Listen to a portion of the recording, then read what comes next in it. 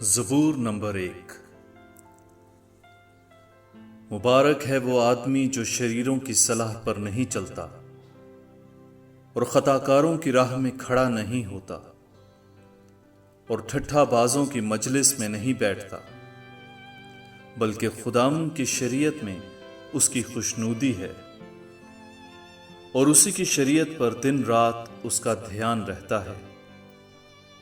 وہ اس درخت کی مانند ہوگا جو پانی کی ندیوں کے پاس لگایا گیا ہے، جو اپنے وقت پر پھلتا ہے اور جس کا پتا بھی نہیں مرجھاتا۔ سو جو کچھ وہ کرے بارور ہوگا۔ شریر ایسے نہیں، بلکہ وہ بھوسے کی مانند ہیں جسے ہوا اڑا لے جاتی ہے۔ اس لیے شریر عدالت میں قائم نہ رہیں گے، نہ خطاکار صادقوں کی جماعت میں، کیونکہ خداوند صادقوں کی راہ جانتا ہے، پر شریروں کی راہ نابود ہو جائے گی۔